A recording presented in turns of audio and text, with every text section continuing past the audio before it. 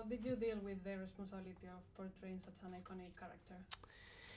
You know, I just wanted to do the best that I could and put in the work. So I didn't want to overthink it. I didn't want to get into my head about it. I just wanted to dive in and do the work. So, you know, we filled my days with dance rehearsals and vocal rehearsals, working out, stunt work, obviously script and acting work, and we just tried to prepare as well as we could. So, how was the shooting with all this CGI interacting with Abu and the carpet?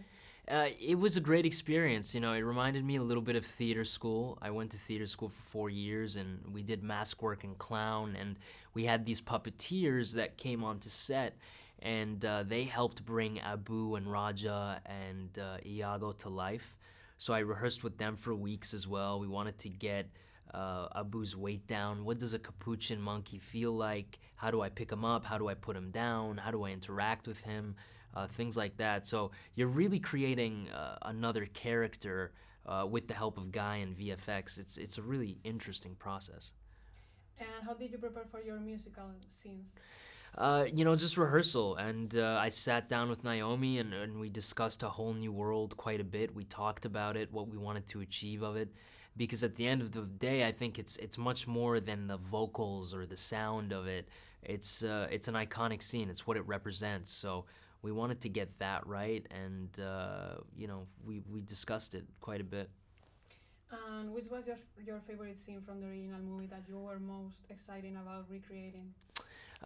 You know, when I found out we were doing it, probably the underwater scene when Jafar pushes Aladdin off the ledge, because I knew that there would be a new skill set that I'd have to acquire. We shot it underwater at Pinewood, one of the largest underwater tanks in the world.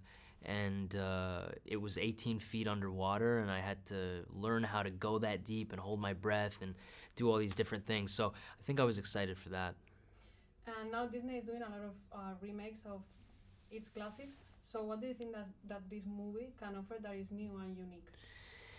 A lot of things. You know, I think for one, the representation in this film, you know, the different ethnicities and the different actors from all over the world that we're representing, not just the Middle East, but Europe as well, and Asia. You know, we have a lot of actors that grew up in Europe. Marwan in the Netherlands, and Naveed and Newman in Germany, and of course Naomi in the UK. So I think we can learn something from that, and I think they're following that path for their other films as well. Talk me about your reaction when you found out you were going to play Aladdin. I was in my trailer. I was finishing up another film that I was doing, and I got the call, and I screamed a little bit in excitement in my trailer, but then my reps had to calm me down because we had to keep it a secret for a while, so I couldn't say anything to anybody. So before reading the script, did you know about this female empowerment new story, or how was it for you? What did you think about it? Yeah, I did a little bit because of the scenes that I auditioned with. One of the scenes was the scene that Naomi is talking to me about taking over the throne and how her mother used to lead her people. So I had a sense of it, but I didn't know to what scale it would be like. And I think there's no better time than now. This is a fantastic time to talk about this and bring up this discussion.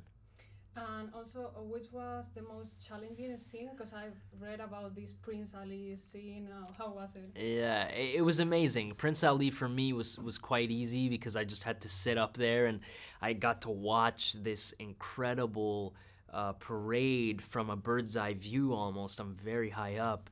So it was amazing. But a difficult scene, I think, was maybe the Harvest Festival. I had to learn this choreography, and then I had to pretend like I didn't know what I was doing. So that was very interesting.